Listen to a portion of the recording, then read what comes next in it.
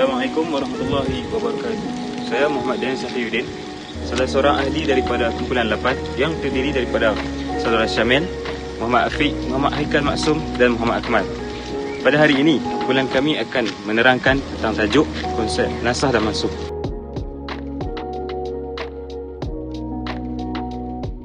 Seperti mana yang kita ketahui, nasah dan mansukh bermaksud pergantian ataupun penghilangan. Dan apakah perkara yang berlaku dalam pergantian dan penghilangan tersebut? Hukum dan undang-undang dalam Islam yang digantikan dengan hukum yang baru, di mana ia dikehendaki oleh syarak. Nasah dan mansukh mempunyai definisi yang berbeza-beza mengikut pendapat ulama. Antaranya Imam Subi Syalih. Beliau mengatakan bahawa nasah membawa maksud suatu pergantian ataupun suatu penghilangan. Manakala mansukh belum bawa maksud hukum yang dibatalkan ataupun digugurkan dengan adanya batasan penghilangan hukum syar'i yang harus dengan hukum syar'i yang lain. Menurut Abi Muhammad Maki bin Abi Talib Al-Quwaisi pula, dalam kitabnya Al-Indah An-Nasihu mengatakan bahawa nasah merupakan pemindahan suatu catatan dari satu kitab ke kitab yang lain tanpa berlakunya sebarang perubahan dalam kitab yang dinasahkan. Ibn Hijab juga turut menjelaskan definisi nasah dan mansukh. Beliau mengatakan nasah merupakan satu pengangkatan hukum syar'i dengan dalil yang datang setelahnya. Daripada definisi-definisi yang telah dinyatakan, dapat disimpulkan bahawa nasah membawa maksud satu pembatalan ataupun satu penghilangan. Manakala dari segi istilahnya, nasah membawa maksud satu pengangkatan hukum syar'i dengan dalil yang datang setelahnya. Dalam mudahnya, hukum-hukum yang terdahulu dia batalkan ataupun dihapuskan oleh hukum-hukum yang baru, menyebabkan hukum-hukum yang lama tidak diguna lagi. Okey, jadi seterusnya adalah jenis-jenis nasah. Okey, nasah dalam perundangan Islam terbagi pada 4 bahagian. Dan yang pertama adalah nasah Al-Quran dengan Al-Quran. Dalam bahagian ini, seluruh ulama dia bersetuju bahawa nasah Al-Quran dengan Al-Quran ni berlaku dan terdapat kerana berdalilkan ayat-ayat Al-Quran adalah setara dan berada pada tahap yang sama dan wajib beramal dengan tuntutannya. Jadi nasah Al-Quran dengan Al-Quran ni terbagi pada 3 jenis, iaitu yang pertama adalah nasah tilawah dan hukum. Yang kedua adalah nasah hukum tidak tilawah. Dan yang ketiga adalah nasah tilawah tidak hukum. Jadi jenis-jenis nasah yang kedua adalah nasah Al-Quran dengan sunnah. Okey, dalam bahagian yang kedua ni, ulama berselisih pendapat dengan sebahagiannya bersetuju bahawa nasah dengan Al-Quran dan sunnah berlaku, dan sebahagian yang lain mengatakan tidak setuju. Jadi ulama yang mengatakan nasah Al-Quran dengan sunnah ni wujud dalam Al-Quran ialah Imam Malik, Ashab Abi Hanifah, Jumhur Mutakallimin dan di kalangan Asy'ariyah dan Mu'tazilah.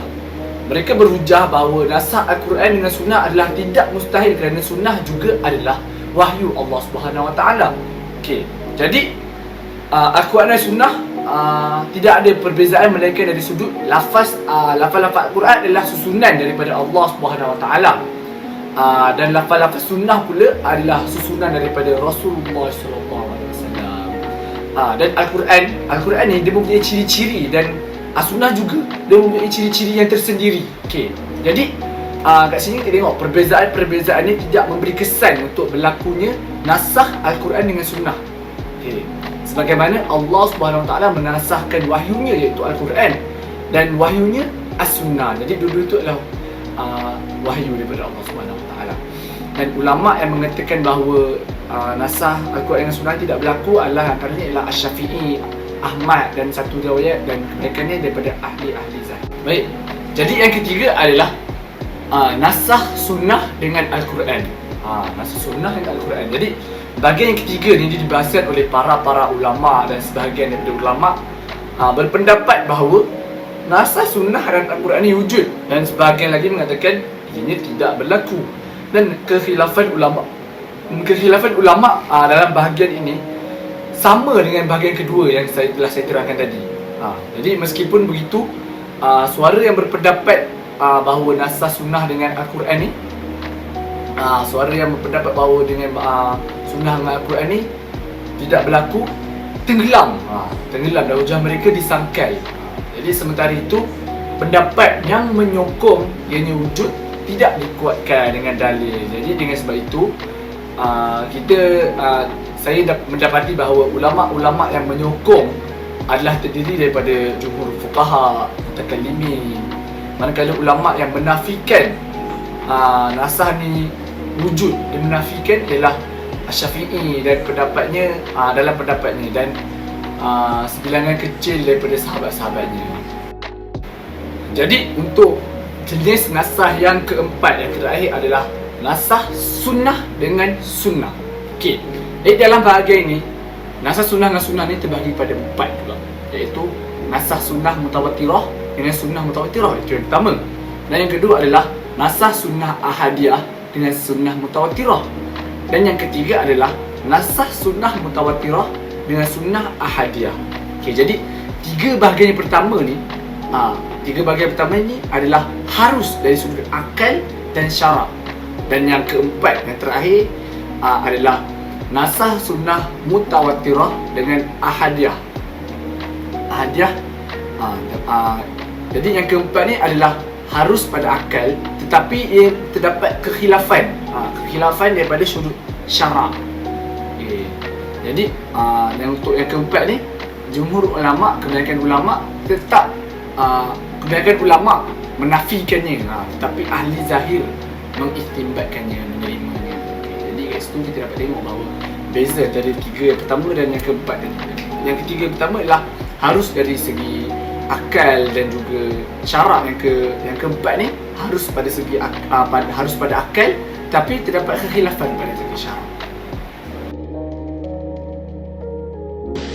Baiklah, seterusnya adalah syarat-syarat nasah dan juga mansuh.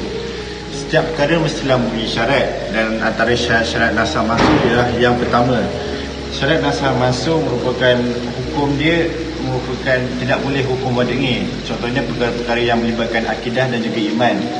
Nasah dan mansuh tidak melibatkan perkara-perkara tersebut kerana perkara-perkara itu merupakan perkara yang tetap. Selain itu juga, hukum syarat-syarat nasah dan juga mansuh ialah hukum yang dinasahkan itu juga hendaklah berkenaan dengan mereka yang mempunyai keahlian taklif, supaya hukum-hukum yang mereka mansuhkan itu dapat dilaksanakan seterusnya mampu mengikut syariat Islam yang sebenar, di samping menasahkan hukum sebelumnya. Yang terakhir sekali, syarat-syarat nasah mansuh merupakan benda yang dinasahkan bukan perkara yang dilarang kerana zatnya, sebagai contoh kufur. Begitu juga mengenai hukum akal yang telah ditetapkan, contohnya setiap yang hidup pasti akan mati. Itu merupakan antara syarat-syarat nasah dan juga mansuh. Okey, seterusnya kita masuk kepada contoh-contoh ayat nasih dan mansuh. Okey. Sebagaimana kita tahu, di dalam Al-Quran ni bukan semua ayat boleh dinasah. Tetapi nasah ini dia berkaitan dengan amar, iaitu perintah, dan juga nahi, larangan. Okey. Amar ni dia berbentuk kalimat berita yang mempunyai pesan talab, iaitu permintaan. Okey. Menurut Jalaluddin As-Sayuti, dia memberikan banyak contoh yang terdapat di dalam ayat-ayat Al-Quran, sebagaimana yang diceritakan di dalam Mabahis fi Ulumul Quran. Ayat yang pertama, firman Allah Subhanahu wa taala di dalam surah Al-Baqarah ayat ke-115.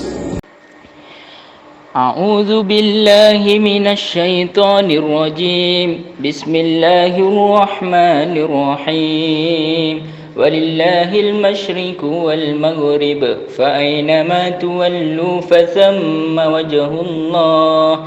Innallaha wasi'un alim.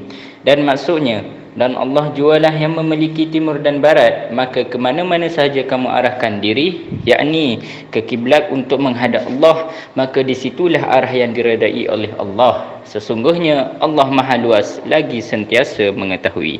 Okey, tetapi menurut Syekh Al-Manna, ayat ini dia tidak dimansuh. Hal ini adalah kerana ayat ini sebenarnya berkaitan dengan solat sunat di dalam perjalanan, ketika di atas kenderaan dan dalam keadaan darurat dan takut. Okey, seterusnya kita pergi ke surah Al-Baqarah ayat 184, firman Allah Subhanahu wa taala yang berbunyi, A'udzu billahi minasy syaithanir rajim. Bismillahirrahmanirrahim. Wa 'alal ladzina yutiqunahu fidyatun ta'amu miskin. Faman tatawwa'a khairan fahuwa khairul lahu wa an tasumu khairul lakum in kuntum ta'lamun. Dan maksudnya wajib ke atas orang-orang yang tidak terdaya berpuasa, yakni kerana tua dan sebagainya, itu dia perlu membayar fidyah, iaitu memberi makan kepada fakir miskin. Maka sesiapa yang dengan sukarela memberikan bayaran fidyah lebih dari yang ditentukan itu, maka itu adalah suatu kebaikan baginya. Dan walaupun demikian, berpuasa itu lebih baik bagi kamu daripada memberi fidyah kalau kamu mengetahui. Okey, sebagaimana yang saya baca surah Al-Baqarah ayat ke-184 tadi, ayat itu sebenarnya dia dinasah oleh ayat ke-185 dari surah Al-Baqarah juga, melalui firman Allah Subhanahu wa taala, A'udzu billahi minasy syaithanir rajim. Faman syahida minkum syahra falyasum. Dan maksudnya, oleh itu sesiapa yang menyaksikan anak bulan Ramadan, maka dia mestilah berpuasa pada bulan itu. Okey, hal ini berdasarkan dalam kitab sahih yang diceritakan oleh Salamah bin Aqwa ketika turunnya ayat ke-184 surah Al-Baqarah itu. Maka orang yang tidak berpuasa, ia perlu membayar fidyah, sehinggalah turun ayat ke-185 yang menasahkannya. Okey, jadi kesimpulan yang boleh saya simpulkan di sini, terdapat banyak sebenarnya maksud dan juga makna tentang teori nasakh dan mansuh ini dari kalangan mufassirin dan juga usuliyin. Okey. Jadi teori yang terakhir ini adalah tentang penghapusan terhadap suatu hukum syar'i dengan dalil syar'i yang lain. Okey, jadi jelaslah terdapat banyak sebenarnya nasakh. Nasakh ini ialah dalil syarak yang menghapus dan mengangkat suatu hukum, dan mansuh pula ialah hukum yang telah dihapus ataupun diganti.